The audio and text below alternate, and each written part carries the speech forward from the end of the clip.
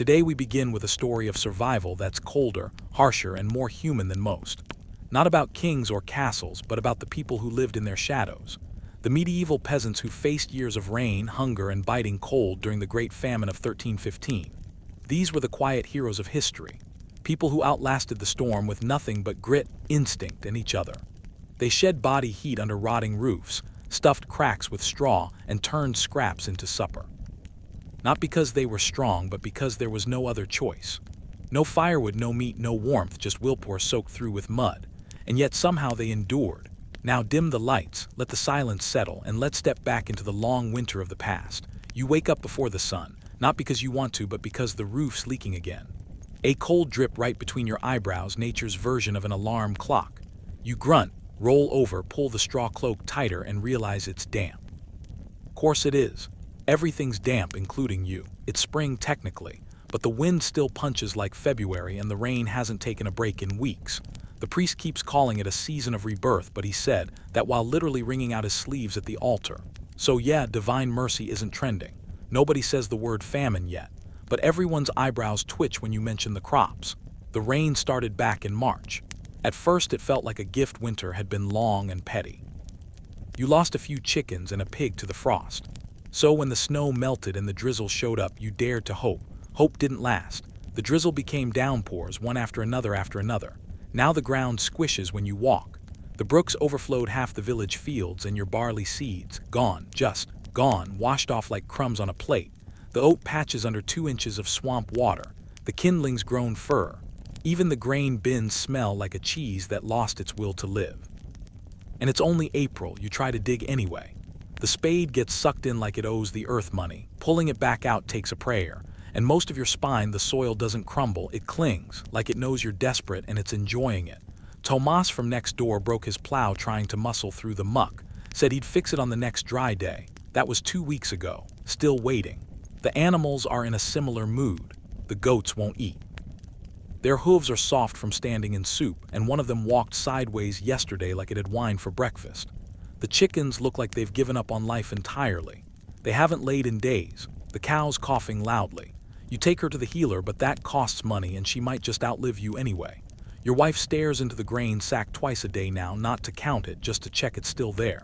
She doesn't talk much. Neither do the kids. Even the dog whines instead of barking. Church still happens, mostly because routine is easier than hope. Father Arnaud looks like he's aged 10 years, preaches about divine suffering while sneezing into his sleeves. Says the rain is God's way of keeping us humble. You nod. Then go home and peel off your wet boots with fingers that don't bend properly anymore. The baker's cart was empty yesterday, said the flour got wet. 23 marks now. Nobody says the word famine, but the moldy bread and broken boots are doing all the talking, and it's still raining. You've stopped checking the fields in the morning. There's nothing new to see. Just puddles, gray skies, the same broken row of cabbages struggling to stay upright in the mud. The soil smells sour now, like it's rotting from the inside out. You used to dream about a good harvest, now you just hope for a dry day. One single dry day. You'd build a shrine to the sky if it would stop crying for 24 hours. But the clouds hang heavy, full of spite, always just about to break. And then they do, again and again. The road to the village is worse than the fields. Boots sink halfway to the ankle, carts get stuck. Twice this week, old Matthijs had to push his donkey out of a ditch. He ended up carrying the sacks himself, said the donkey gave up halfway and sat down in protest. You don't blame it. Everything feels heavier now. The air, the mud, the silence. Even the firewood smokes instead of burning, as if it too has had enough. You try to keep the children busy. Idle hands lead to too many questions. But it's hard to make chores feel like purpose when the world outside the door is slowly falling apart. You sent them to collect firewood yesterday, but they came back early with wet branches and muddy shoes. Said they saw Tomas and his wife arguing in the woods. Said she was crying. Said he was holding the axe too tight. You didn't ask more. Last night a neighbor came by sking for salt. Not much, just a pinch. You gave it to her. Watched her tuck it into a cloth like it was gold. Her eyes looked hollow. Her hands were shaking. You offered bread, but she shook her head, said it was for her husband, said he hadn't eaten in 2 days. She didn't say the word either, but it's there. In the way people stare at the sky, in the way they measure their food by the crumb, In the way the blacksmith hasn't lit his forge in a week, you lie awake longer now, listening to the rain on the roof, counting the drops between each gust of wind. Sometimes you hear footsteps outside. Sometimes you pretend you don't. You used to hate the sound of the rooster. Now you miss it. Because if even the rooster's gone quiet, then things are worse than you thought. And it's still raining. It's planting season. Or it should be. Sky has not yet agreed. You walk the field each morning before sunup, turning the same strip of waterlogged earth with your boot, hoping today it will feel different. It doesn't. It still oozes slick and lifeless. The soil is swollen like a corpse in a river, and it smells like one too. Thick, sour, choked with rot. You try anyway, everyone does. You dig with frozen fingers and scoop seed grain into rows of mud that look more like open wounds than furrows. It feels like burying treasure in a swamp. Or burying hope. First planting drowned in March. The second in April. Now it's May. You have just enough seed left for one more try. You don't say it aloud, but this is the last chance. If it doesn't take now, you'll have nothing to reap come harvest and nothing to eat come winter.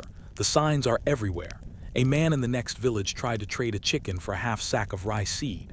No one took the offer. Chickens don't lay anymore, not reliably. They're sick or skinny or both. A few have turned cannibal, pecking each other bloody in the coops. The miller in Belden opened a bag of barley and found it sprouting inside the sack, green tendrils curling like fingers. The monks up the road boiled their stored grain and served it as gruel at the door. One woman said, "Thank you," then vomited in the bushes before she'd finished half the bowl. You can't tell if the rain is slowing down or if you're just getting used to being soaked. Even when the clouds clear, everything still drips. The trees. The fences, your skin. The village well is flooded. The water tastes like iron. The children cough more now, and not just at night. You wrap your youngest in wool during the day, even indoors. There's no warmth left in the stones. The hearth takes an hour to catch, even with dry twigs, not that you have many of those left.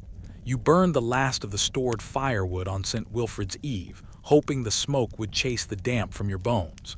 It didn't. Now you dry sticks on the windowsill and pretend they'll burn tomorrow. And the birds, they're gone. No larks in the hedges, no starlings on the roof beams. You don't know when it happened, only that one day the fields were silent. Even the crows have vanished. You find no eggs, no nests, no feathers. The bees, too, have disappeared. No buzzing, no swarms, just stillness, like the world forgot how to hum. Tomas says it's a curse. Elfric says it's just weather. Your wife says nothing anymore. You catch yourself counting every meal now, not just what you eat, what you don't. You break the bread into smaller pieces. You soak it in broth to stretch it. You give the better portion to the children. Then lie when they ask why you're not hungry. You boil the lentils twice. You water down the milk until it tastes like chalk. You chew slower. And still the seed sacks shrink. You've used half what you meant to save. You try to trade for more in the next village over, but they've locked their mill. One of their shepherds was beaten last week after being caught near a grain cellar. No one trusts anyone anymore, and no one's growing anything worth stealing. You hear a rumor that the manor's steward burned 3 sacks of spoiled oats, said they'd sprouted through the burlap, said they were cursed. You would have eaten them anyway. Raw even. You think about that more often now. Eating the spoiled grain. Eating the seed meant for August. Eating what was never meant to be eaten. You remember your grandfather saying, "Don't touch the sowing stock unless the snows haven't melted by Easter." The snows did melt, but the hunger came anyway. And the seeds you prayed over in April now lie under 3 inches of stagnant water fermenting in place. You ask the earth again just once more. Please. It doesn't answer. There used to be summer. You remember it from years past. The warm breath of June on the back of your neck. The light stretching long into the evening. The scent of sun-warmed grass clinging to your clothes. AC. A song for haymaking, mending roofs, and letting the children run barefoot until supper. But this year the calendar lies. The sky stays dark, the ground stays wet. It's summer in name only, and the rain still hasn't stopped.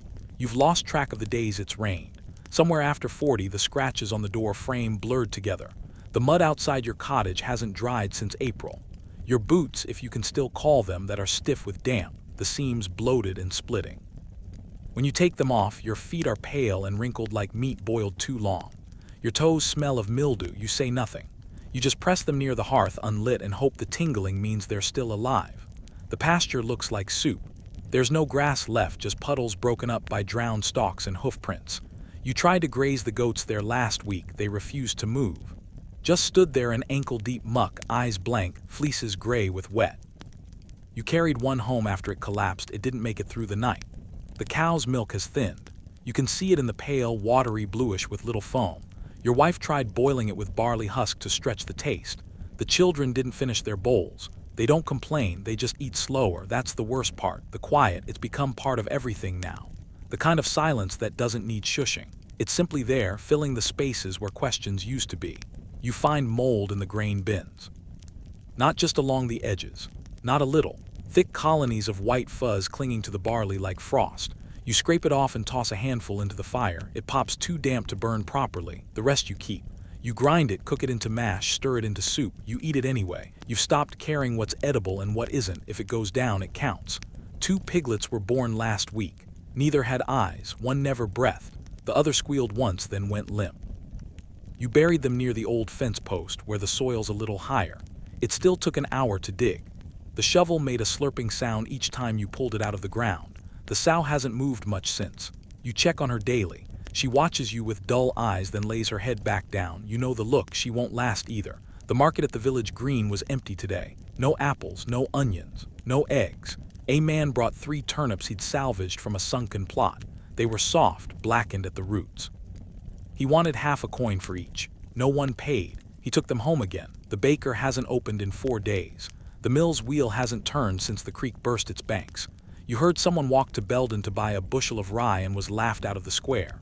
Rye? Where? They said. You believe it. There is nothing left to buy. Only things to lose. You still pretend it's temporary. You plan again. You scratch holes in the sludge and drop soaked oats into them. You pat the ground like it's a sleeping child and hope this time something grows. But you know the truth now. You've seen the sun twice in 6 weeks. The wind smells like mushrooms and wet wool. The sky has turned, and it's not turning back. There was a time not long ago when everyone still called it a bad year. They said the weather would turn, that every few generations the earth just needed to breathe to remind the faithful who was really in charge. The older ones said they'd seen worse. That the 1280s were cold, or that the winter of 1296 took half the sheep, that this too would pass. But that was in June. It's August now, and no one says that anymore, because whatever this is, it's not passing, it's settling in. You look at the fields and see nothing but soggy failure. The grain never rose. The barley is limp and yellow. The few cabbages that tried to grow were eaten down by rot and slugs. You turn over a beet with your boot, it leaks. The steward from the manor came last week. Rode in on a brown horse with dry hooves and a dry cloak. He asked for rent in kind, grain, cloth, or livestock. No coin needed, he said. The Lord was merciful. You told him there was no grain. He shrugged, then pay in sheep. You told him the sheep were dead. He looked at your roof, at your muddy boots, and said, then perhaps sell your roof beams. You didn't answer, just stared at the mud between your toes. He gave you 3 weeks. The baker's loaves are smaller now. They used to feed a household. Now they're barely enough for a child. He says it's the flour too wet, too coarse. Someone whispered he's mixing in ground bark and ash to stretch it. You believe it. You bought a loaf yesterday, and it tasted like smoke and sand. Still, you ate it. Everyone does. It's not about taste anymore. It's about mass. Anything you can hold. Anything that gives the mouth something to do other than beg. Th. Children are quieter than ever. They sit by the hearth and don't ask for supper. They've learned not to. They watch for you to speak first. You used to love the way they shouted and tripped over each other during mealtimes, loud, sticky-fingered chaos. Now you long for the sound of one child simply asking, is there more? Because if they ask, it means they still believe there might be. Your eldest saw something yesterday.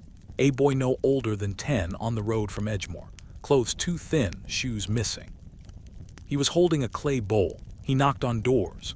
Politely, always politely, but he left with nothing. Just walked toward the next village. You don't know if he had parents. You don't know where he sleeps. But you keep thinking about that bowl, empty but held with both hands. Like it used to matter. The parish priest has stopped talking about the weather in his sermons. Now he talks about sin, about the price of pride, about gluttony and sloth and God's judgment.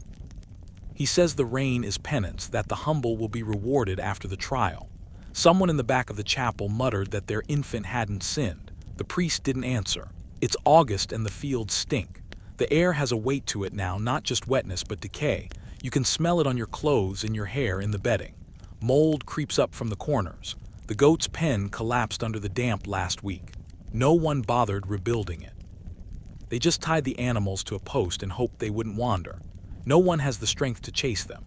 There's a part of you still hoping the wind will shift, that the sky will clear, that you'll wake one morning and find the air crisp, the ground dry, the barley stalks standing tall like soldiers returned from battle. But that part is shrinking because it's late summer, and the rain hasn't stopped, and you're beginning to think it never will. It's warmer than it has been in weeks. Not sunny, not bright. But there's a softness to the air that almost feels like kindness. The sky is pale, not gray. The rain pauses for a full morning. Birds return briefly to the hedges. You hear a lark's call and forget yourself long enough to smile. People step outside. They stretch their backs, push open shutters, carry buckets without dragging their feet. A few even laugh, but no one says it out loud. No one wants to jinx it because they all know the truth. This is the last warm day, and nothing has changed. You walk the fields in silence. The oats never rose. The barley is useless, soft-headed, water-fat, moldy under the husks. You find a few sprigs of rye that haven't fallen over. You gather them like treasure. 5 stalks. Maybe 6, not enough for a loaf, not even a crust. Thomas tries to gather hay from the high meadow. What little there is slimy and black near the roots. He bundles it anyway. We'll burn it if the goats won't eat it, he says. He's half joking, maybe. In town, the price of bread rises again. Last week, a farthing bought half a loaf. Today, it buys a quarter. And it's not bread anymore, not really. It's gray and heavy, stretched with ground-up acorns or split peas or powdered husk. You need 2 cups of water just to chew it. Your teeth hurt afterward, but you still eat every bite. You've started cutting each loaf into exact portions. You draw the knife slowly like a ritual. 1 for each child, 1 for your wife, 1 for the stew, none for yourself. You tell yourself, it's just for today. You've said that every day since midsummer. You try to gather firewood. The trees near the creek are damp to the core. The wood splits wet. Mushrooms sprout from the bark. You haul what you can, twisted branches, rotten stumps, saplings barely thicker than your thumb, and stack them by the door. A pile of wishful thinking. When the weather turns, you'll need double the fuel to chase off the damp. But half the trees are dead or dying, and so are you. Your shirt has been wet for so long it's grown stiff. You peel it off at night and drape it near the fire pit. But the hearth rarely sees flame these days. The kindling is too wet, the logs too soft. You've started sleeping in your tunic. You haven't felt fully dry since April. You itch constantly along your ribs, under your knees, between your toes. You pick at the skin until it bleeds, then pick again once it scabs. The sores sting when it rains, which is always. You used to bathe once a month. You don't remember the last time now. Water is everywhere, but none of it feels clean. A man came through the village this morning. Thin, hollow-cheeked, boots worn flat at the sole. He was carrying a bundle, 2 wool cloaks, a scarf, and what looked like a fur-lined cap. Trade, he said. Any food? No one answered, not because they didn't want to help, because they couldn't. No one has food to spare, and no one's felt warm in months. You watched him walk to the next house. He left with nothing. The wool cap slipped from the bundle as he walked away. You didn't call after him. You just picked it up, brushed it off, and put it in your pocket. It still smelled like ash and sweat, but it was dry. That evening the wind shifts. It comes from the north. Colder, sharper. You wrap the new cap around your hand and hold it to your face. It's the last warm day and winter is already watching. It should still be harvest time. The leaves haven't even finished falling. But the wind now carries something mean in its breath, not just chill, but bite. Not enough to freeze the creek solid, but enough to make your teeth ache when you drink from it. Enough to turn the muck in the field stiff around the edges, like a thin crust of misery hardening over something worse. The ground never dried. It simply turned cold. Frost took the last of the root vegetables last week. You'd left a patch of turnips in the backfield, not because you forgot, but because you hoped. Maybe if the sun came out, maybe if the rain eased up, maybe they'd fatten and feed your family for 1 more week. They're gone now.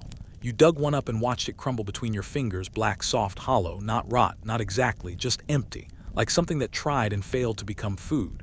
A few potatoes survived, but they taste like soil. You boiled some, and they dissolved in the water like wet parchment. The children didn't finish their bowls. You didn't ask why. You tried to light a fire with straw this morning. It worked for a minute. The room filled with smoke, your eyes stung, and the fire coughed itself to death. The straw was too wet. Everything is too wet. The smoke still lingers in your home. Your tunic smells like it. Your hair, your bedding. You've grown used to the sting in your nose. The mixture of damp wool, burned chaff, and the faint undercurrent have milled you. It's a village scent now. Everyone smells the same. You wear everything you own now all at once. 3 tunics, a patched cloak, a second pair of socks with a hole at the toe. Your wife wrapped wool rags around her hands like gloves. The children don't complain about wearing the same clothes day and night. They've learned the weight of fabric is more valuable than its color. You saw a man in the lane yesterday wearing 2 fur pelts tied with rope across his chest. One of them still had a tail attached. He didn't seem to notice. You don't blame him. You'd wear a goat if it kept your knees warm. And still, the church demands tithes. You went like always, not because you believe anymore, but because it's what's expected. The priest stood at the altar wrapped in fox fur and linen, the only man in the village whose robes haven't been patched this year. He read from the same text as last month, something about suffering, sacrifice, divine mercy. Then he passed the alms bowl. You dropped in a scrap of copper. He looked at it, then at you. You didn't look back. The air is different now. Sharper, hungrier. You feel it when you step outside at dawn. A stillness that says nothing will grow again until spring. And even then, only if the gods are kind. You know what happens next. You've seen the signs in the elders' stories. You're not preparing for winter. You're bracing for it. It is no longer hunger that wakes you. It's the cold. A hard, brittle kind that clings to your ribs and settles behind your knees. You feel it before you even open your eyes, wrapped around your spine like something alive. The fire has long gone out, and the hearth is black with last night's failure. You reach for your boots. They're frozen where you left them. So are your fingers. You slide them in anyway. There is work to do, even now, especially now. You walk to the granary out of habit. There's nothing left in it. 3 weeks ago, there were still sacks stacked near the center of the community store, kept dry with straw and prayers. Old barley, coarse oats, some sour flour. Mold crept in early, but no one spoke of it. You just scraped off the green and used what was left. Every meal came with a cough. 2 days ago, the last sack was emptied. A woman tried to sweep the powder from the corners of the floor. Her child licked it from his fingers. Now it's just a dark room full of nothing. People still visit just to look. Then they leave. You don't lock the door anymore. There's nothing to steal. The baker has stopped baking. His last few loaves were the size of your fist, made from ground bark and whatever flour he dried near the chimney. They cost twice what they used to, then 3 times. Then someone tried to trade a wool cloak for a single round and was turned away. He said the heat was too dear, and it is. Firewood is precious now. You gather it like coins, stacking tea branches near the hearth and praying they'll dry enough to light. Sometimes they do. Sometimes they hiss and smoke, and your children wheeze all night from the fumes. You trade your boots for dry kindling. If anyone had any, you heard a story yesterday. A man from the next village traded his wife's wedding shawl for a small sack of rye. When he brought it home, his brother came by, asked for a share, argued. The brother left with a broken tooth and a bruised eye. The sack half full, the shawl gone. No one's sure what's worse, losing the food or becoming someone who would fight over it. You think about it more than you should. The steward came again, not with requests, with demands. 3 guards this time. Their boots were clean. They carried spears and their faces were covered. He read from a scroll. All grain must be surrendered, all cellars inspected, all barns inventoried. Anyone hiding food would face punishment. Food is the Lord's gift, he said, and to withhold it is theft. Then he rode back to the manor with sacks you didn't get to see inside. Someone asked where the Lord keeps his wheat. No one answered, but everyone thought the same thing. It isn't here. Last night your wife boiled the seed grain, not all of it, just what was hidden, just what was saved for planting the final hope. It was tied in linen, tucked behind the stove. You knew it was there. She knew. You knew. No one had spoken of it until she boiled it. No spices, no broth, just water, seed, and silence. You drank it like it was wine. Hot, thin, cloudy, but it filled the belly enough to trick your body into peace. The children slept. No one cried in the night, and that's more than you expected. This morning the dog was gone. You tied him up near the door as always. He doesn't wander. He's old, blind in one eye.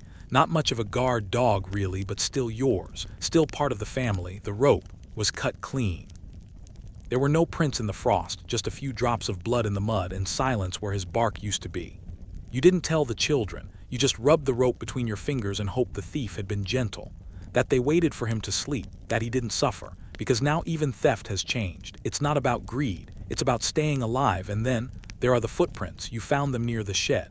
Small, shallow, hurried. Someone had come in the night. The latch was off, the door ajar, 2 potatoes missing. A clay bowl overturned. You didn't shout, you didn't curse, you just cleaned up and left a crust of bread on the shelf. Not as a trap, not as a gift, just because you understand. This isn't a village anymore, it's a shipwreck. Everyone clings to their own piece of driftwood, hoping the waves won't take them next.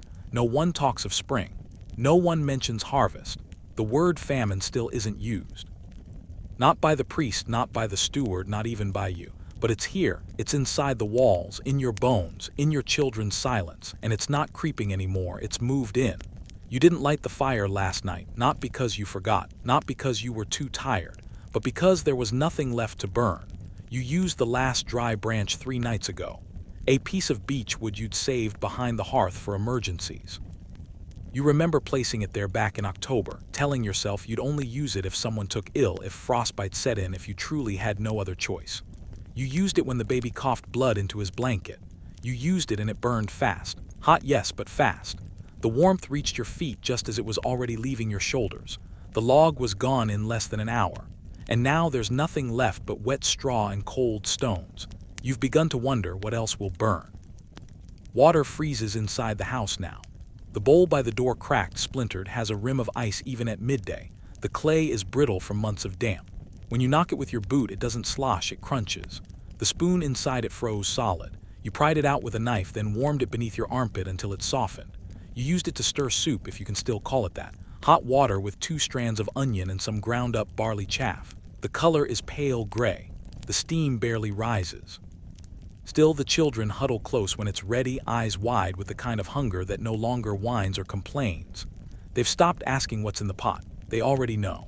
At night, you all sleep in the same bed. There's no space for comfort, only efficiency.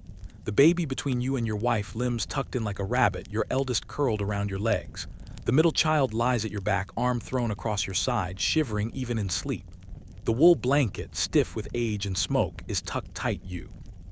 Endure your knees and neck like a sail rigged for storm. It still isn't enough.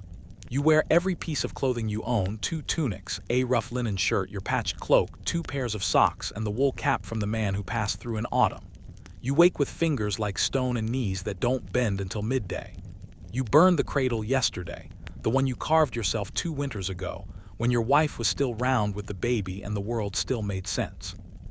It had sat in the corner by the hearth for a year, half full of straw and old blankets, turned sideways as the baby outgrew it. You stared at it for 3 days.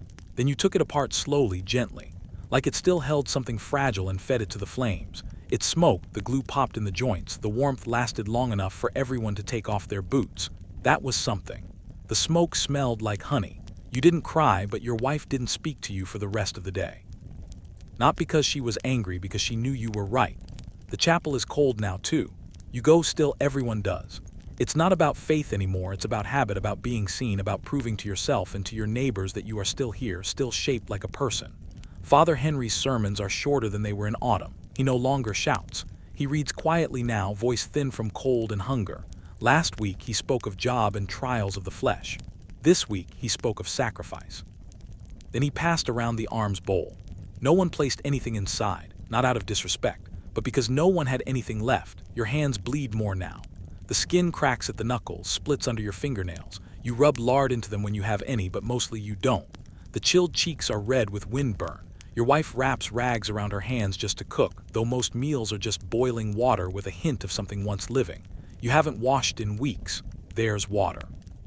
Yes, but it hurts too much to touch. You tried 2 nights ago. Melted snow in a pot, soaked a cloth, wiped behind your ears. The cold was so sharp it made your teeth ache. You stopped halfway through. The cloth froze stiff by morning. There was a boy buried last week. You didn't know him well, just one of the neighbor's younger sons. He went out in the early morning to gather kindling and didn't return. They found him kneeling by the fence post, arms full of broken twigs, face pale as ash.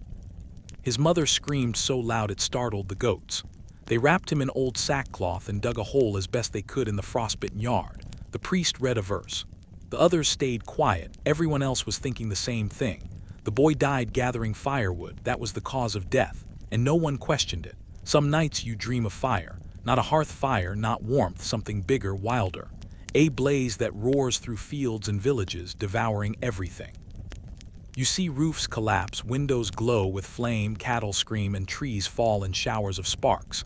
And you're not afraid, you're relieved. Because in the dream you are warm. You tell yourself it won't last forever. You repeat the words like prayer, like a curse. But the truth presses into your ribs each night like a frozen hand. Spring is a story, and tonight there is no fire, only breath. The rats are gone. You only realized it yesterday when your daughter dropped the last crust of stale bread onto the floor and nothing happened. No scratching, no scurrying, no bold little feet darting from the shadows to claim it, just silence. The bread sat there for half an hour before you picked it back up, brushed it off, and divided it again, thinner this time, like communion. White for each child, one for your wife, none for you. In autumn, the rats were a problem.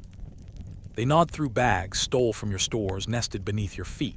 They ran across your boots, chewed through ropes, left droppings in the grain bins. You hated them. Now you miss them because even the rats have nothing left to eat. The baby is barely moving these days. He doesn't cry anymore, just blinks slowly and sleeps with his mouth slightly open.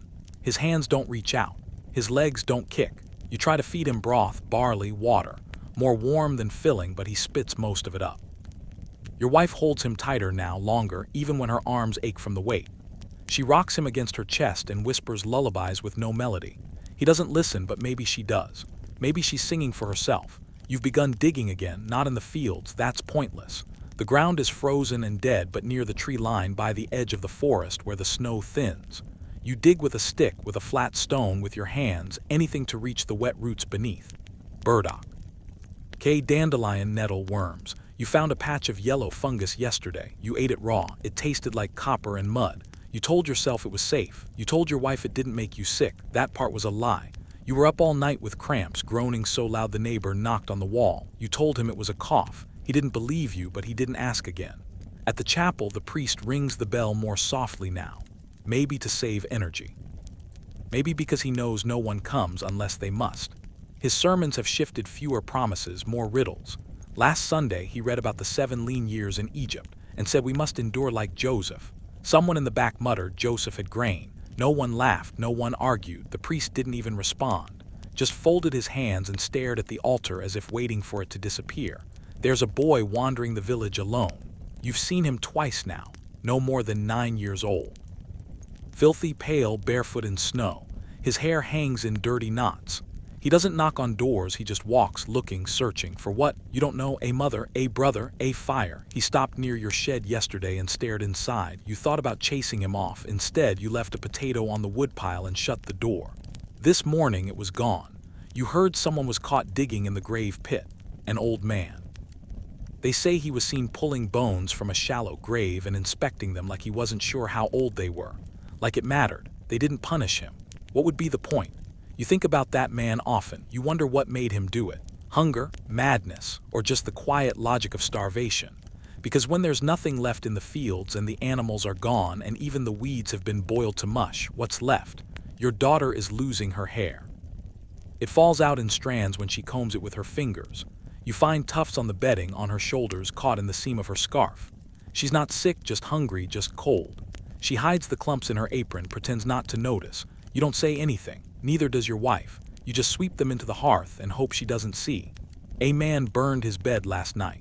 He said it was better to sleep on the floor and be warm for an hour than to die wrapped in cold wood. You visited his hut and saw nothing left but ash and a few bricks.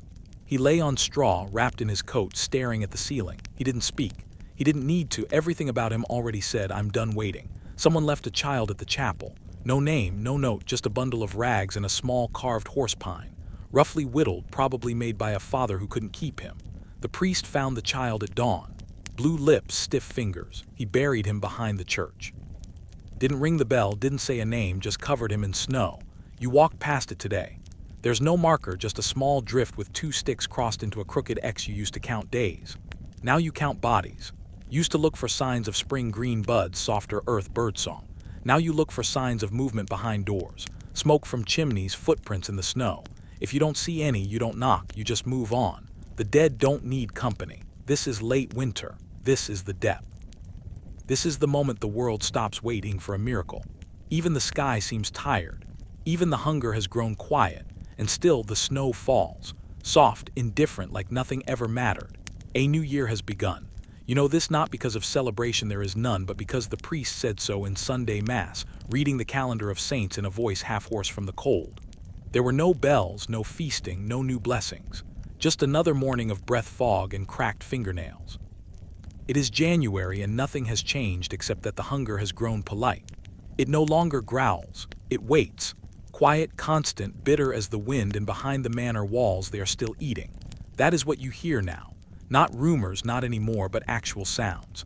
The clink of knives on platters, the low murmur of conversation in candle-lit halls, the hollow echo of boots on polished stone floors. A boy from the Smith's family was sent up to deliver kindling. When he returned, he described what he'd seen. Venison on a spit, wine in glass, servants carrying silver trays.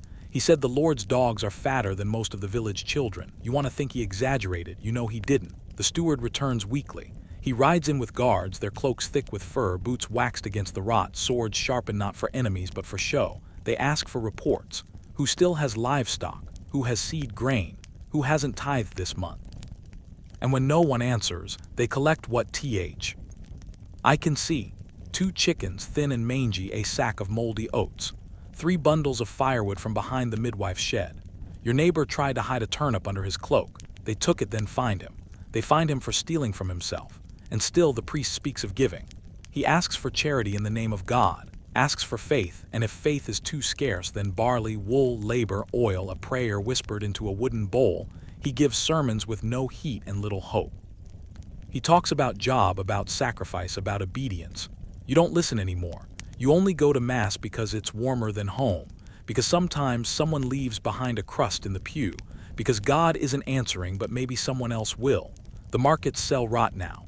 It's a parade of filth and desperation. A woman with pickled fish bones showing through the skin, eyes glassy with decay. A man selling hunks of hard cheese he claims came from Flanders, though the rind smells of wet cloth and mouse droppings. Stalls hawk jars of grease, gray with age, and dried herbs so brittle they crumble at a breath. Everyone's trading, no one's winning. A boy offered his father's boots for a half loaf. He got a scrap of barley cake, green around the edges, and he smiled, because it was something. Someone mentions raiding one of the carts last week. You imagine starving men with clubs ambushing guards in the snow, tearing open sacks, weeping at the sight of real food. You can't decide if you pity them or envy them. Both maybe. The Lord's manor is lit every night.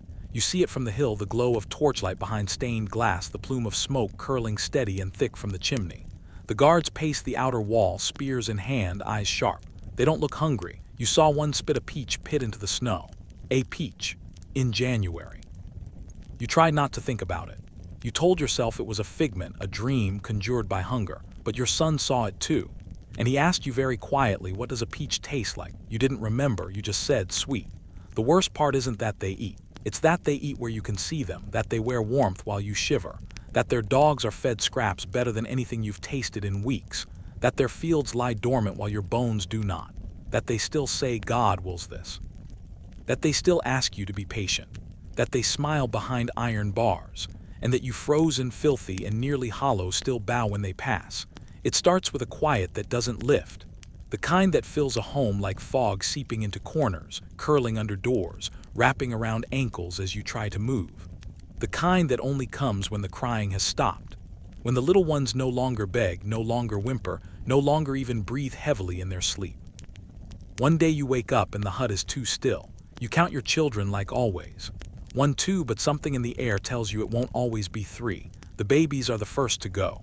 Their bodies are too small to fight the cold, their stomachs too tender to handle boiled roots and acorn paste. They don't cry for long. They go quiet by degreaseless whimpering each day, then long stretches of sleep, then nothing at all. You feed your youngest with a soaked cloth now. Dip it in warm broth, press it to his lips, hope he sucks. Most days he does not.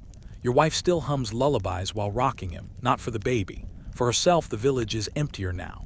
Not from people leaving there's nowhere to go, but from people vanishing, mostly children. It happens slowly like the tide going out. One day the lane is full of barefoot kids dragging sticks through the mud. The next, only 1 or 2 remain. Too thin for their age, too quiet for comfort. Some were buried, some weren't. No one talks about the ones who disappeared at night, bundled in rags and taken into the woods by parents who returned with empty arms and blank expressions. You saw a man yesterday just standing in the rain, holding a child's shoe. He didn't move for hours. They've started digging graves behind the chapel wall. The old cemetery is full to full, the priest says. He offers blessings, but not space.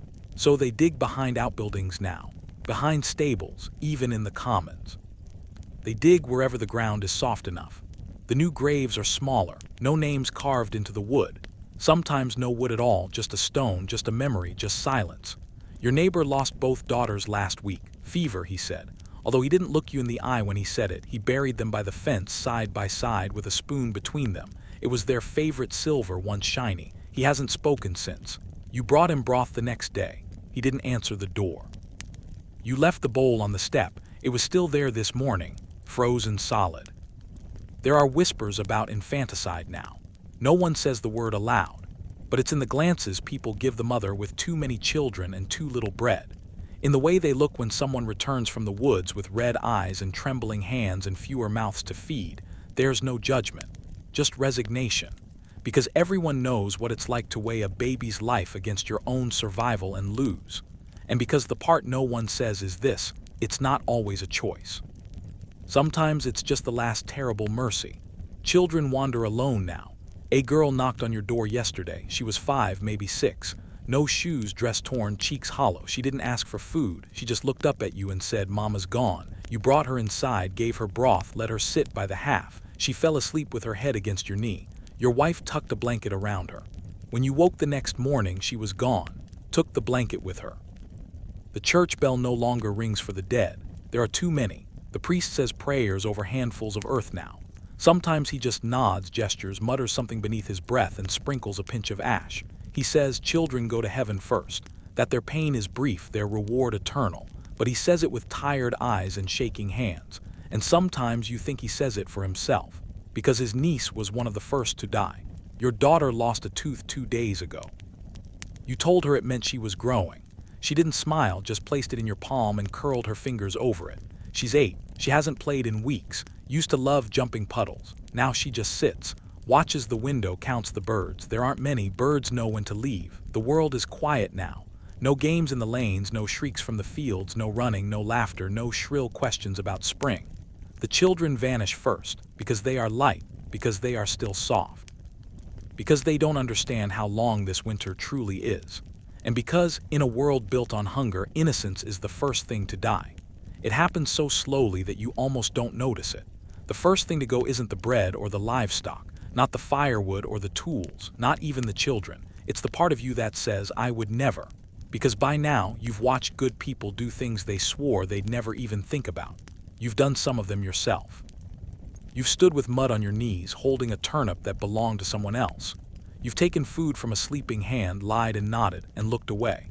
And so when they say someone dug up a grave last night, you don't even flinch. You just ask quietly, did they find anything? It starts with, petty at first, a missing pail, a chicken gone from its coop, a handful of oats lifted from a sack. You don't blame them. You almost feel relief that someone's bold enough to take, that they're still trying. But it escalates fast. A man breaks into his brother's hut and steals the last of the winter grain. A boy slits the throat of a neighbor's goat and disappears into the woods with the carcass. A woman finds her husband hoarding potatoes in the wall and breaks his arm with a broom handle. They used to call it sin. Now it's just survival. You saw it happen once with your own eyes. A man rifling through a fresh grave.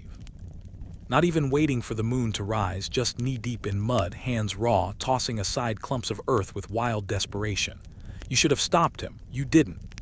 You stood there and watched as he pulled the body out, peeled back the shroud, ran his fingers along the ribs. He found nothing. He wept. And still you watched, because part of you wanted to know what he'd do next.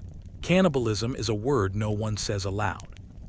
But it's there in every conversation, in the pauses, in the way people look at each other after someone disappears, in the way no one questions the stew that smells a little too rich or the sudden appearance of meat when no animals remain. The priest won't talk about it, but last week a man came to confession and didn't leave. Not because he was forgiven, because he collapsed at the altar and never got up. They buried him. Behind the chapel. No prayers, no cross. Just a hole and a shovel and silence. Superstition is back. It rises like steam from the rot.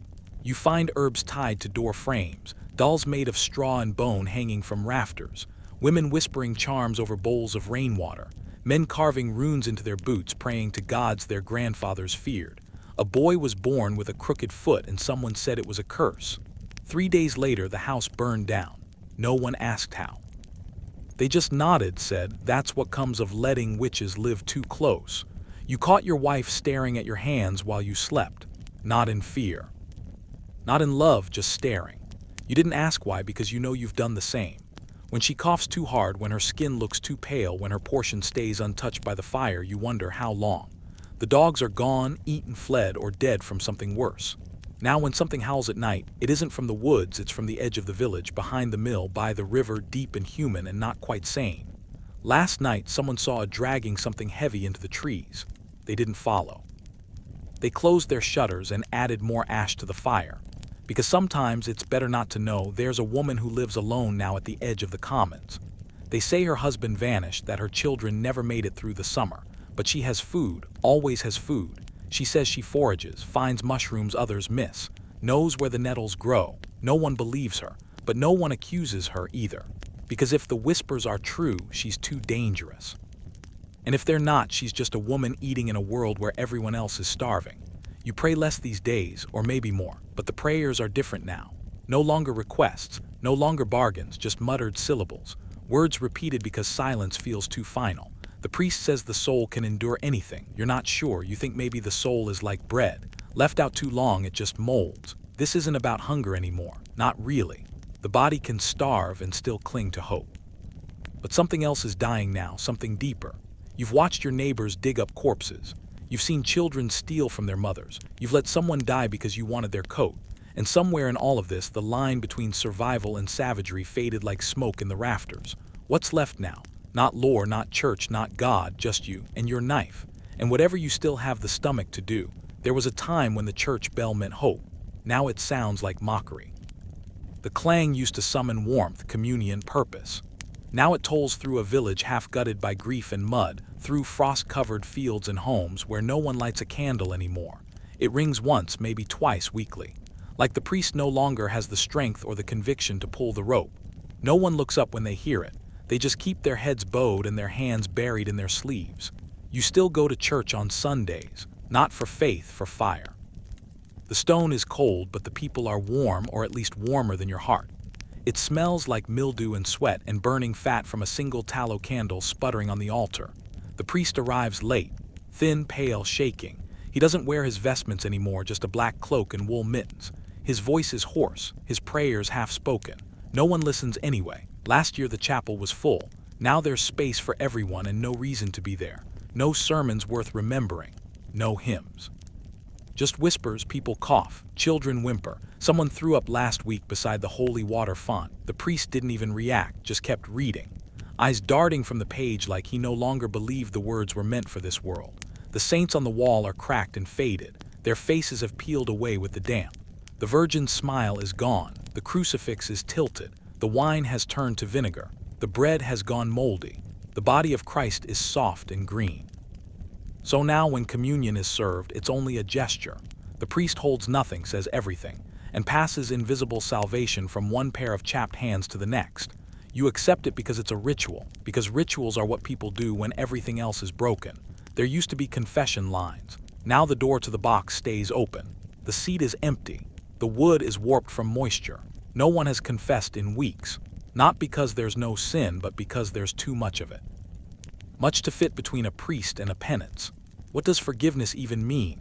When your neighbor is boiling boots, when your cousin stole your last turnip, when you lied about burying your own daughter so no one would ask why she vanished, the weight of guilt has become too heavy to carry, so most people just drop it and walk away. The flagellants arrived at dusk, barefoot and bleeding. They came from the north, 27 of them, dragging wooden crosses, chanting prayers in broken Latin. Some wore crowns of thorns. Most had backs that looked like plowed fields, whipped raw, swollen, still bleeding. They said the famine was punishment, that only suffering could cleanse the world, that God was watching and waiting, and that the rest of us weren't doing enough. They marched through the village. No one joined them. No one stopped them either. By dawn, they were gone, but their blue D remained, smeared on the stone like paint from a ritual no one understood anymore. The priest has stopped offering last rites.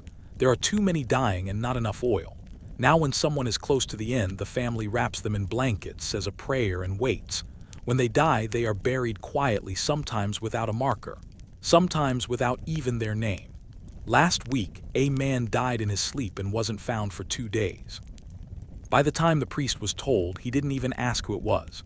He just sighed and said, "I'll come if I can." He didn't. They buried the man beside the others in the snow with a broken rake for a cross. They burned a chapel 2 villages west. Some say it was lightning. Others say it was anger, that someone finally snapped. That the priest had taken grain from a dying child, or refused to bless a stillborn, or simply kept preaching while the pews filled with corpses. It doesn't matter. What matters is that no one mourned it. What matters is that when the flames rose, the villagers gathered to watch and said nothing. Because the church no longer feels like a shelter. It feels like a story from a world that no longer exists. People speak of apocalypse now, not loudly, not directly, but in the way their voices trail off, in the way they glance at the sky like they're waiting for something to fall: rain, fire, judgment. The old woman who used to warn of sin now mutters about comets, about the stars moving wrong, about horses without riders and a red moon rising. You don't believe her, but when she speaks, you don't laugh either. Because these days no one laughs. The faith is still here, but it has changed. It no longer sings, it hides. It doesn't ask for miracles, it just begs for less. Less rain, less hunger, less pain, less death. You still fold your hands before bed. You still whisper to the dark, but you no longer expect an answer. You just hope that if there is a God, he's too ashamed to look down. There was no war, no banners flown, no armies clashing at the gates, no horns, no siege towers, no battering rams. And yet Europe's great cities fell. London, Ghent, Cologne, Rouen. They didn't collapse in flames or in conquest, but in silence. Quietly from within, as if their bones had rotted under their own weight. The capitals of commerce, of cloth and coin and grain reduced to damp, stinking husks. Not from fire, not from sword, but from the thing they could not expel: death. You arrived in London after 4 days on foot. A merchant told you there would be food here, that the city had grain ships in the docks and monks with cheese and warm bread. You believed him, or rather, you wanted to believe him. You reach the city wall in the gray dawn. It rises above you, cracked and mossy. The guards are still there, but they don't ask your name. They don't ask anything. They barely glance down. One of them is coughing. You think he might be asleep with his eyes open. The gate creaks open for a cart full of salted hides. You slip in behind it, and that's when the smell hits you. It folds around your face like a wet cloth. Stale beer, smoke, feces, and beneath it all rot. Not the rot of fruit or old meat, the rot of people. Bodies lie along the edges of the streets, not hidden, not buried, just there. Some curled in doorways, some collapsed in motion, one arm outstretched, faces turned upward like they were surprised. Most are covered in rags, dusted in frost or filth. Some are children. You step around them carefully, not because you're afraid of disease if it hasn't found you by now. It will soon enough, but because stepping on the dead still feels wrong. Even now you reach a square. Maybe it was once a marketplace. It still is, in a way. A woman stands by a broken cart, selling something that might be bread or soap. A man offers rat meat strung like sausages. Another hawks a stew that smells like boiled leather and lies about it being goose. Their eyes are wide and watery, their voices flat. They do not shout, they do not smile. The square is full of people, but not full of life. No music, no dogs, no laughter, only footsteps and wind. And somewhere in the distance, a child crying like it forgot how. The guards are useless. Their coats are torn, their boots cracked. One carries a halberd made of rust and splinters. They no longer enforce laws. They enforce space, keeping the dying from piling too high in front of the guildhouses, beating back the hungry from the bakeries that still serve the wealthy. Thieves run past with sacks of grain. No one chases them. A man is stabbed in broad daylight over a bowl of beans. People watch, then walk on. There are no trials now, only reactions. You find an alley with fewer bodies than most and try to rest. It's hard. The walls weep with damp. The ground is cold and sticky, but it's quiet. Until a cart rolls past, pushed by 2 boys no older than 15. The cart is full. Of limbs, arms mostly. Legs, one head turned sideways, eyes gone. You don't ask where they came from. You don't want to know where they're going. The boys whistle. That's the worst part. The whistling. A church stands crooked on a hill. You climb to it, hoping for shelter or warmth or faith. Inside, the pews are filled with bodies. Some wrapped, most not. The priest sits slumped at the altar. His robe is stained, his mouth moves, but no sound comes. A young man near the pulpit breathes heavily, sweating, clutching his ribs. You don't stay long, there's no sanctuary here, only storage. A nobleman's cart rolls through the upper district. His cloak is clean, his horse fat, he's flanked by men with pikes and polished boots. He passes starving families. One woman screams, throws a turnip at his wheels. The guards beat her with the butts of their spears. The cart doesn't stop, and that's how the city breathes now. Like a beast with one fat lung and 1,000 shriveled ones gasping beneath it. Disease moves faster than hunger now. It rides on rats, on hands, on barrels of water and scraps of cheese. People drop mid-step. They say it's a cough, others say it's fever or pox or something new altogether. Whatever it is, the grave pits are deeper than ever, and still not deep enough. They've stopped covering them. They just add more. Hope the cold holds long enough to keep the flies away. Night comes early. The city doesn't sleep, it groans. Flickering torches light the main roads, but most streets are black save for the occasional spark of flame from a hut or the echo of boots on stone. You pull your cloak tight. Something scurries past you fast. Not animal, not quite human either. You keep walking, you don't look back. Because in a city that has forgotten the living, the dead aren't the worst thing anymore. It's harvest time again. Or it should be, but there's nothing to harvest. The fields are not golden. They're black, waterlogged, sour, covered in mildew as if the earth itself has turned against the people walking on it. Grain that did sprout never reached maturity. Stalks collapsed under their own weight, smothered by the endless rain. Roots rotted before they thickened. Blossoms never became fruit. The year is 1317, and this is the third bad harvest in a row. No one remembers what a full granary looks like anymore. No one expects to see one again. The seed grain is gone. What hadn't been stolen by rats or soaked in the cellar was eaten months ago. People had no choice. When the last of the barley was boiled into thin soup, the next year's planting season was quietly abandoned. The soil lies bare or flooded or overrun with weeds. The plow horses are gone, either dead or eaten. The oxen too. No strength left to break the ground, even if it were dry, even if it were worth planting. And the men. Most don't have the strength to lift a spade, let alone turn a furrow. This is no longer a matter of labor. The land is tired, the people are tired, even the weeds are struggling. You walk the village perimeter and see it everywhere. Fruit trees, bare and chickens, long vanished. Gardens that once produced cabbage and onions now lie flat, trampled by desperate feet or drowned in standing pools. You crouch down and dig into the mud with your fingers. You're not looking for food anymore. You're looking for signs. A sprout, a worm, anything that suggests life, but there's only sludge. It stinks like rot, like hopelessness. You wipe your hands on your cloak and the mud stays under your nails for days. The bread has changed again. If you can find any, it's not really bread. It's a dense, sour lump of mashed acorns, lichen, sawdust, and ground bark. Bits of rye if you're lucky. It turns to glue in your mouth. Children gag on it. Some households mix it with powdered bone. No one asks where the bones come from. You eat slowly, staring at the loaf like it might turn back into something edible if you just imagine hard enough. It doesn't, but at least it fills the stomach for an hour or two. Then the hunger creeps back like smoke under the door. You dream of meat, boiled pork, fried goose, just the smell of its skin crackling, juices hissing on a spit.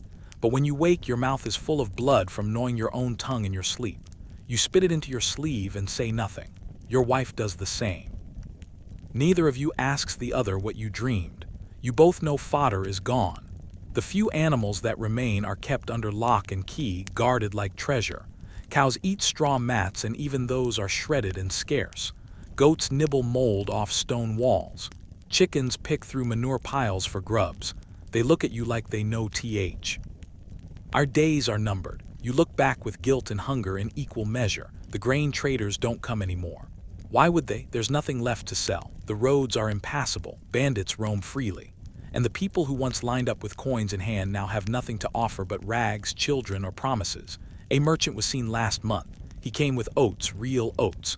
People ran into the road, offering heirlooms, even bodies. He turned around before reaching the village. Someone threw a stone. Someone else said he deserved worse. But you don't blame him, not really. This year the hunger is quiet. There are no more riots, no more screaming at markets, no more fights over stale loaves, just stillness and waiting. Like the whole world is holding its breath, hoping the next sound isn't the rattle in your throat or your child's blank. You count ribs now without shame. You measure weeks by funerals. And every time the wind changes, you wonder if it's blowing in plague. Because something else must be coming.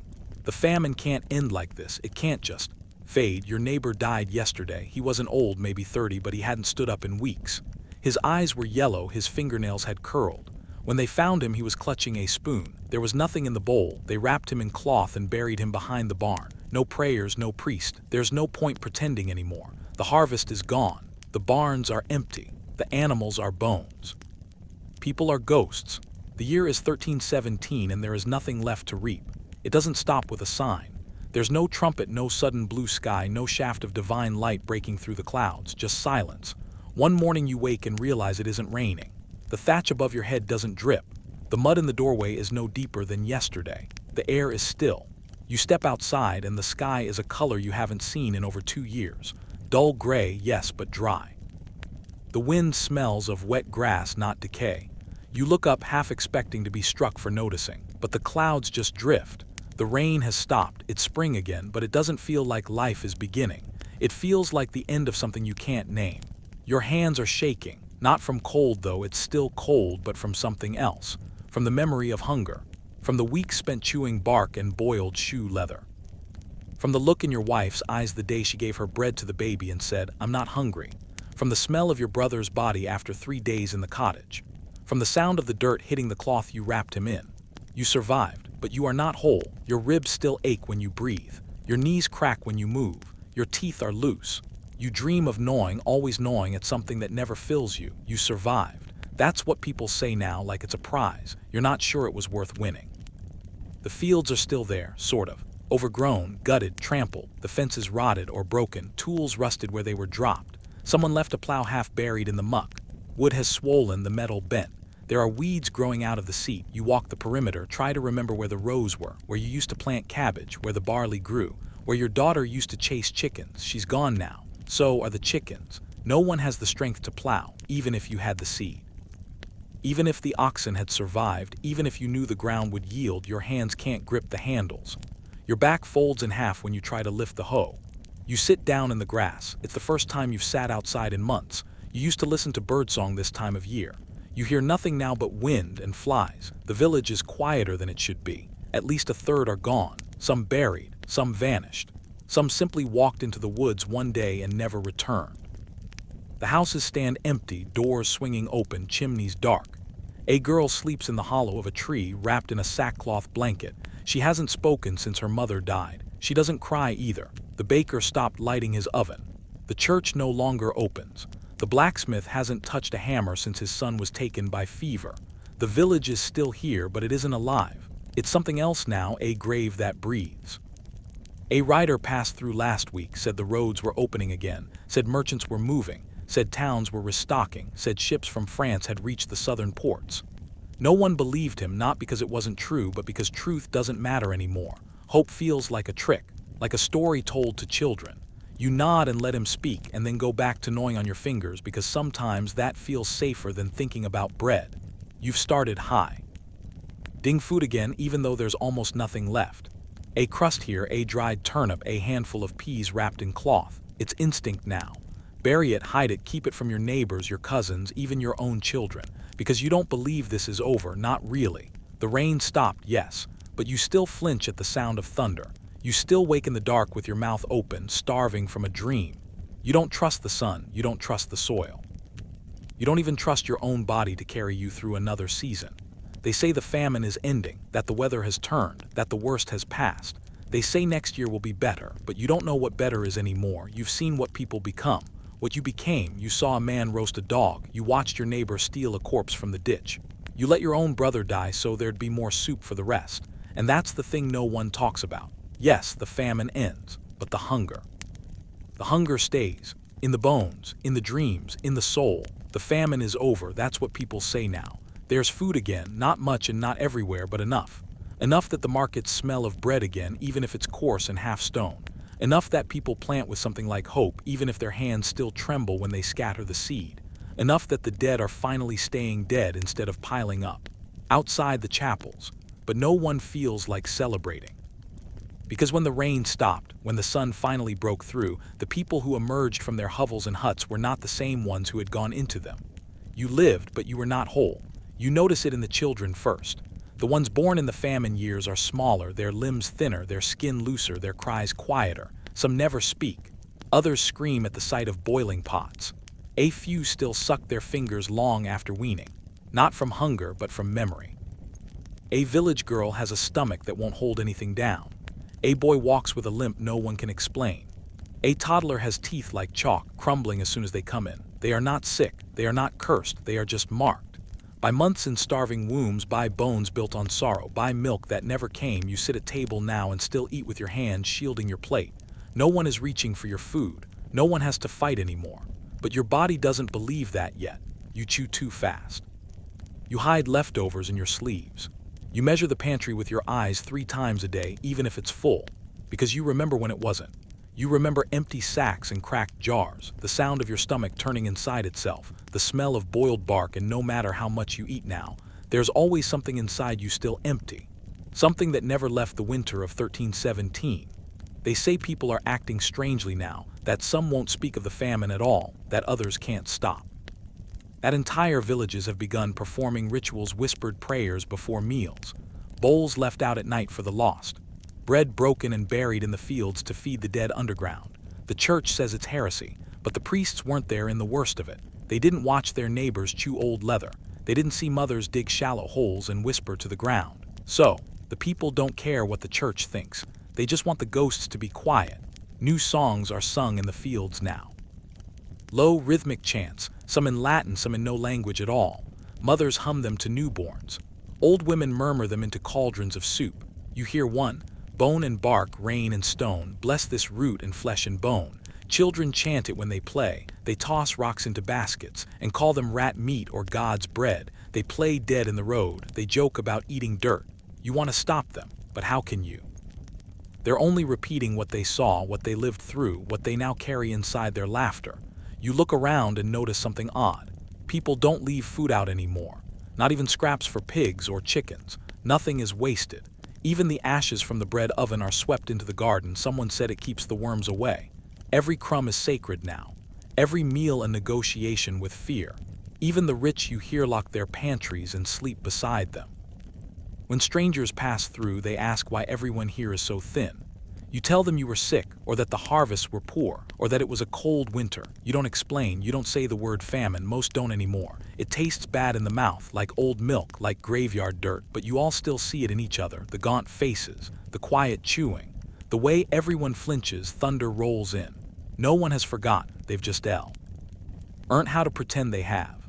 Sometimes you think you see her, your daughter, standing by the tree, sitting at the half, just the edge of her, just a flicker, just enough to make you turn and reach. She's not there, but for a moment you're back in that spring. The thaw, the burial, the hole in the field. You shake it off, you gather firewood, you peel turnips, but the hunger is still there. It just moved, from your belly to your bones, from your mouth to your memory, from the field into the soul of the village. The famine is over, but nothing is quite right. The rains have stopped, but the ground feels brittle. The skies are blue, but people still squint upward like the storm is hiding behind the sun. You survived, yes, but the hunger did too. The famine has ended, or at least the dying has slowed. The fields are green again in patches. The markets buzz faintly. Children chase dogs down the lanes instead of rats. There are even weddings again, quiet, spare, and joyless, but real. And now the church returns. Or rather, it stands up straighter, unfolds its arms, picks up the censer and the staff, and starts walking through the villages like nothing happened. The bells ring again. Mass is daily. The tithe baskets come out, and for the first time in living memory, people hesitate to fill them. The bishop comes on horseback. He smells of lavender oil and salt-cured pork. His robe is spotless. His boots don't touch the ground. He's flanked by men with gold-stitched gloves and the clean kind of faces that say, "I never missed a meal." You watch from the crowd as he blesses the fields, sprinkles ash water on the doorposts, and tells the farmers to give thanks for the bounty to come. Someone spits, not loudly, just enough. The bishop doesn't notice, but you see the look pass through the crowd, silent, sharp. It's not blasphemy, it's memory. Where was God when the broth turned to ash? Where was the priest when you buried your second child in a frozen field with no psalm, no oil, just dirt and a rock? Where was the blessing when people boiled shoe leather and called it a feast? People used to line up for confession. Now the booths are empty. The sin was survival and everyone shared in it. What penance do you assign for stealing from a corpse or praying with your mouth full of weeds? No one wants absolution anymore. They want answers. The priest doesn't have them. So fewer and fewer come to Mass. The monastery up the hill is untouched. Its garden still blooms, its hens still lay, its stone walls still glisten with rain not rot. People remember what the monks did during the famine, or what they didn't do. How the bell tower rang twice a day for prayers, even as the villagers clawed the ground for roots. How the abbots said, "God helps those who help themselves," and bolted the gate. How a sack of grain disappeared from the tithe barn, but none was shared. You heard the rumors that the monks ate meat through the worst of it, that they buried their dead secretly, that they bought their survival with silver and scripture and silence. Now the gate is still closed, but there are watchmen on it, and not for the devil. In the taverns and at the markets the talk has changed. God is still mentioned, but not with reverence. Now it's sarcasm, bitterness, half-jokes, and mumbled curses. A man sneezes and says, "Must be God's will." A woman loses her bread and says, "Guess I'm being tested again." No one laughs. A few villagers have stopped sending tithe entirely. Others tithe in stones or spoiled barley, just enough to make the point. The archdeacon in Lincoln declared it heresy. The people in Lincoln stopped coming to his sermons. Stranger things are happening too. Wandering preachers, lean men with cracked voices, now gather crowds in the forest. They speak of visions, of fire falling from the stars, of churches built on rotten bones. One woman claims the famine was God's punishment for the church's greed. She stands barefoot in the mud and weeps for the dead, then sells bits of ash as holy wicks. People believe her. Others whisper of a boy who was never fed but survived. They call him the Hollow Saint. He walks from town to town, blessing empty bowls. When people wake, they say they feel full. You know it's nonsense. But then again, you saw stranger things during the famine, and at least the boy shows up. The church now talks of rebuilding faith, of recleansing the land of gratitude and gratitude and gratitude. But it no longer rings true when the priest raises the host. Fewer kneel when the bells toll for Mass. Fewer come when the sermons stretch too long. People leave quietly with heads down, but not ashamed, because the church may have survived the famine, but it failed the people during it. There is still belief. Yes, but it's changed shape. Less about saints, more Abu. Fire, less about obedience, more about protection. Shrines appear in barns, small idols carved from bone, candles lit for unknown gods, some with faces, some without. A child leaves an offering to Mother Soil. A farmer prays to the Lord beneath the roots. You don't tell the priest, because maybe these gods listened, and that's more than can be said for the last ones. You still go to church sometimes, you still bow your head, you still recite the Lord's Prayer. But you never ask for rain, you never ask for bread, you never ask for help. You learned better. Now when you pray, it's for silence, for stillness, for the wind to pass over your roof without howling, for the rats to stay far from the granary, and for the bells to ring only once, because twice means someone died and 3 times means it's starting again. You used to pray for rain. Now when the clouds gather, you shut the shutters and light a candle.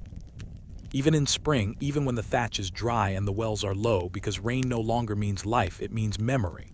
The famine is over, they say. The land is healing, the wheat is sprouting, the sun is returning. But no one trusts the sun anymore, not really. Too much sun and the soil cracks, too much sun and the rivers shrink. Too much sun and the famine doesn't come with water, it comes with fire. It turns out hunger has many faces, and one of them is heat. You wake at night sometimes because of the wind. It whistles through the cracks in the cottage wall, brushes the ash in the hearth, rattles a pot just enough to sound like a footstep. You lie there, heart thudding, listening not for thieves, not for wolves, but for the storm you're sure is coming. Sometimes it does, and when it does, your whole body clenches. You've learned to count the seconds between lightning and thunder like a priest reciting verses. You don't sleep during storms anymore. You watch the roof. You touch the walls. You brace for the next 2 years to vanish again. The old men say the sky changed after 1315, that the clouds look different now, that they sit heavier, that the wind doesn't blow quite right, that the birds fly lower than they used to. You laugh when they say it, but you still check the sky 3 times a day. Morning, noon, dusk. You squint at the horizon. You sniff the breeze. You stare at clouds as if they might be planning something, because sometimes it feels like they are. Like the rain didn't just come by accident, like it meant to ruin you. Farmers plant again, of course they do, but they plant differently now. No one trusts a single field anymore. Crops are scattered across hillsides, hedgerows, between tree roots and beside graves. Seed is hidden in leather pouches, not stored in barns. A few even bury it beneath chicken coops who'd steal seed from beneath chicken shit. There's less talk of harvests, more talk of backup, and even when the shoots come up green and strong, no one smiles. They just watch the sky, as if waiting for it to change its mind. There are rituals now, unspoken things people do to keep the weather calm. An old woman sprinkles salt on the windowsill before bedtime to dry the rain before it falls, she says. A boy leaves a crust of bread on the fence every Thursday for the wind, he explains. A whole village kneels whenever the sky turns yellow before dusk. It's not religion, not quite. It's fear shaped into habit. People speak to the sky in low voices now, not praying, not begging, just warning it. When the weather is fair, it feels like a trick. The sun is warm, the breeze is kind, the air smells of cut hay and lilacs, and still you don't trust it. You look at the sun and think you've lied before. So you keep the cellar stocked, you keep the cloak near the door, you sleep with your boots on just in case you need to run. You used to dream of sunny days. Now you dream of roofs collapsing, of rain that never stops, of fields turning black again over and over. You wake up sweating. You touch the walls again, still dry. For now, the children have never known a stable season. They call it sky sickness, a local joke. When a sheep is born and dies in the same stormy week, the boys laugh and say, "Bad case of sky sickness." But their laughter is tight, bitter. They've seen too much. Their lives began in hunger, and they're being raised by people who jump at thunder. They don't believe the weather is just weather anymore. They believe it has moods and vengeance and memory, and maybe they're right, because even the crows don't land when the sky turns the wrong color. Your neighbor builds his fence twice as high, says it's for wolves. But there haven't been wolves here in 20 years. You both know it's not about wolves, it's about the helplessness. The idea that the sky can walk into your home, pour through your ceiling, rot your food, and leave. Your children crying in the dark. You can't fence the sky, but you try anyway. You remember the old rhyme, something your mother used to say. When the clouds rolled in, red in the morning, shepherd's warning, red at night, the children cry. That wasn't how it went, you're sure, but it's how you remember it now. Because when the sun sets red, the children ask if they need to go hungry tomorrow, and you don't know how to answer them. So you tell them to eat while it's warm, to sleep while it's dry, to pray if they want a toe but not too loud. You don't want the sky to hear, not just yet. They call you old now. You hear it in their voices, the soft deference, the way children stand up when you enter, the way younger women ask you how to keep carrots through winter or how much barley to plant before the frost hits. Your hair is thin. Your hands are cracked leather. You haven't run in years, not since your knees began sounding like snapped twigs, but they still look to you because you are one of the few who remembers what it was really like. The famine, the long years, the dark, the wet, the hunger that folded itself into your bones and stayed there. And though you never speak of it without a reason, they know. They can see it in the way you cut bread, slow, precise, as if every crumb matters, because to you it still does. The famine ended decades ago, but its fingerprints remain on everything.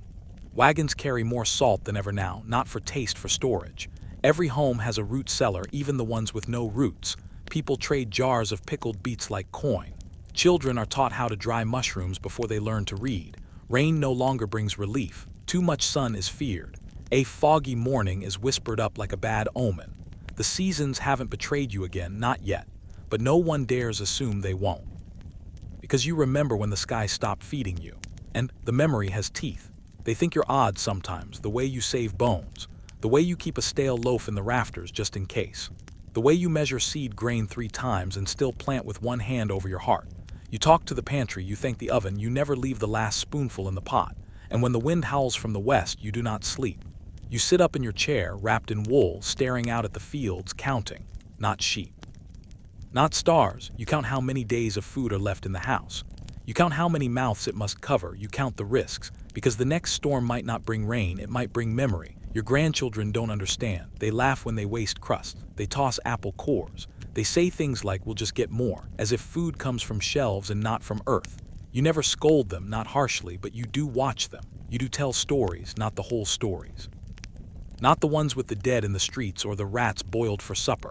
Or the time you saw a woman leave her child in a snowbank because there was no more milk and no more fire. But stories, enough to make them stop and think, enough to plant a seed. We didn't always have so much, you say. There were winters where hope weighed more than bread, and they go quiet just for a moment. The church never truly recovered. Yes, the masses continue. The bells still ring. The incense still burns. But people pray differently now. They pray with one hand open and the other gripping a shovel. They ask less for blessings and more for warnings. Superstition is everywhere, not because people are foolish, because people remember. There are symbols carved into barn doors, there are onions braided with string and bones, there are coins buried at field corners and small dolls left beneath hearthstones. Not for beauty, for safety. You don't scoff, you leave offerings too, just in case the land is listening. There is a man in the next village who speaks of numbers, of patterns, of the moon and the cycles, and the way famines come in 3s or 8s or 7s.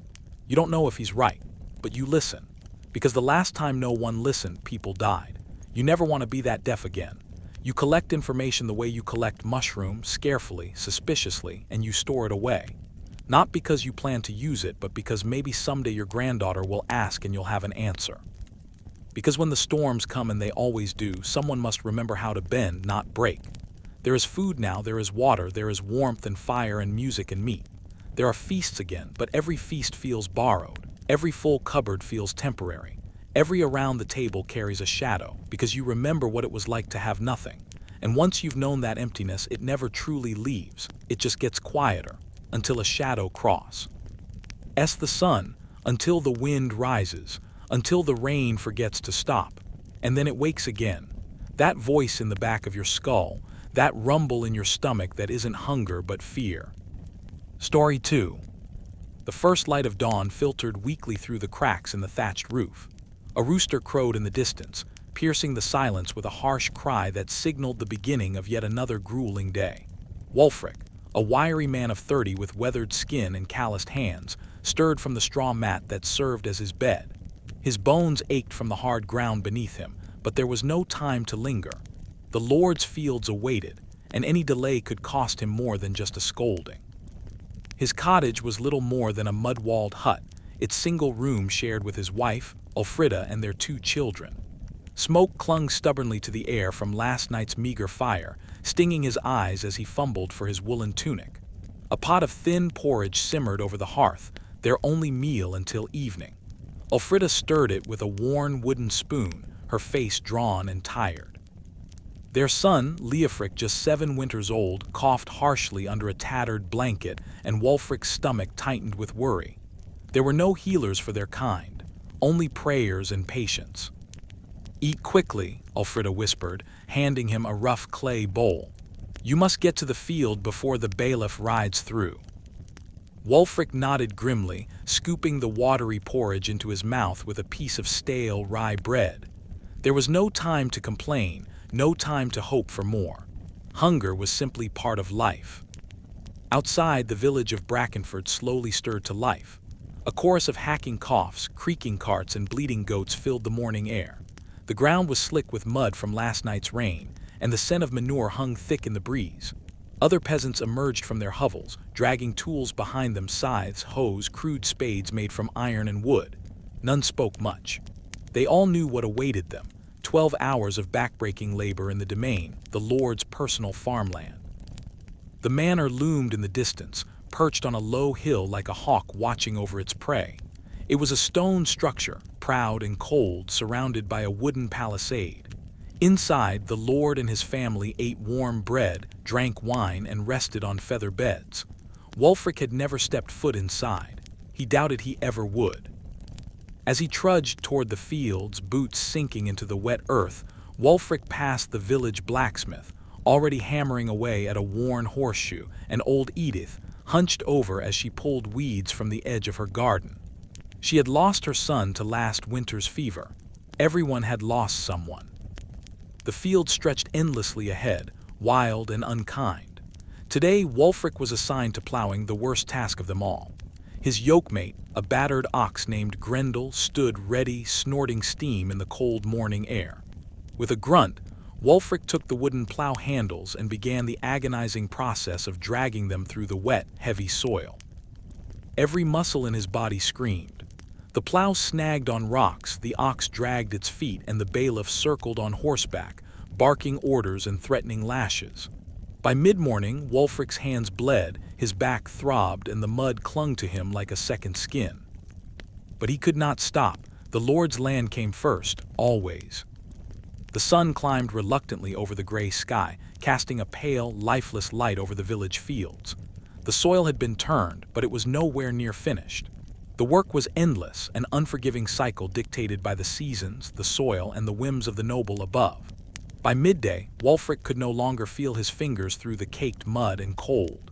His breath came in labored huffs, each one clouding the air with a faint mist of exhaustion.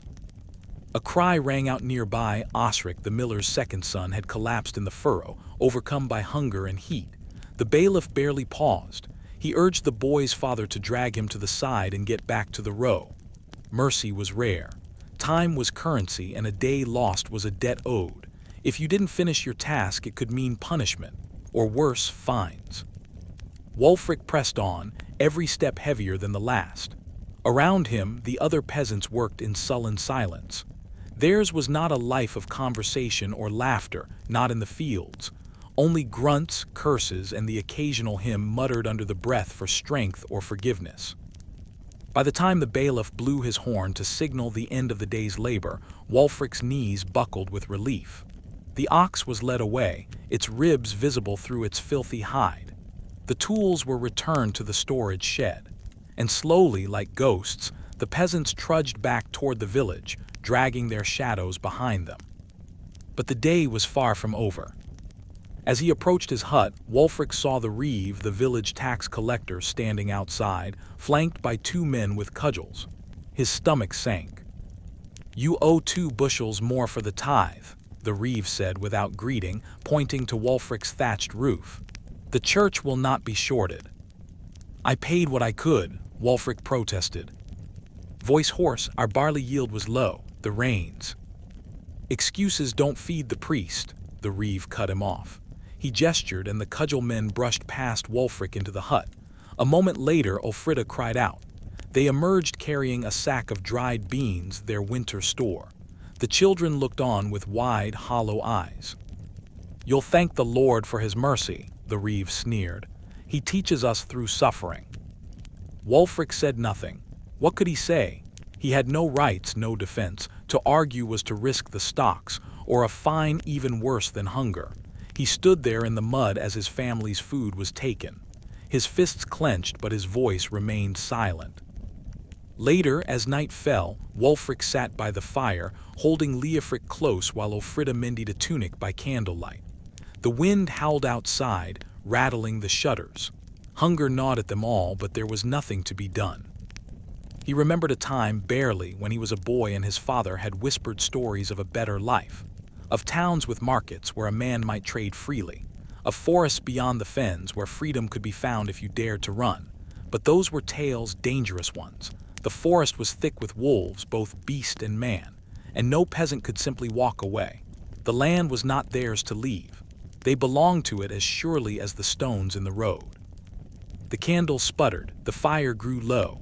Wulfric closed his eyes, knowing that tomorrow would be the same, or worse. The morning came too soon, as it always did. A pale, freezing mist blanketed the fields, and a brittle frost clung to the edges of Wulfric's cloak. Winter was fast approaching, and with it came fear. Fear of sickness, fear of famine, fear of what little they had being stripped away by cold, death, or decree. Today was not a workday on the domain. By the mercy of the calendar, it was the Sabbath, but rest was a relative term. There was always something to be done. Firewood to gather, the roof to patch, livestock to tend, debts to count. There was never enough time and never enough warmth. The church bell tolled hollow across the village. Its stone spire rose above the cluster of hovels like a crooked finger pointing to heaven, a heaven none of the peasants expected to see. Still they came, every soul. Attendance was mandatory, not for salvation but to maintain order. The priest, a rotund man draped in embroidered robes, preached about humility and obedience, about accepting one's station as part of God's divine order. His boots were polished, his belly full. Wulfric sat on the cold stone bench beside Ulfrida and the children, listening with downcast eyes. He wondered if the priest had ever known hunger, if he had ever buried a child in frozen soil, if he had ever watched his wife weep silently over an empty pot. Somehow, he doubted it. After Mass, the villagers gathered briefly outside, not to talk but to exchange glances, quiet nods, scraps of news. Edith, the old widow, whispered that a boy had lost his hand to the millstone last week. Osric still hadn't woken up, and a nearby village, Fenmere, had been hit with a new tax for bridge repairs. Some feared Brackenford would be next. Wulfric traded a handful of kindling for a lump of hard cheese, a luxury even if it was sour. Every deal was a risk, but bartering was their only means of agency. The market was controlled by the reeve, and coins were rare, far rarer than hunger. Some days theft whispered at the edge of Wulfric's mind, but he knew the punishment: a hand, a public lashing, or worse. Mercy was for the rich. Back in the hut, the fire was weak, but the cheese fed the children and brought a rare smile to Ulfrida's face.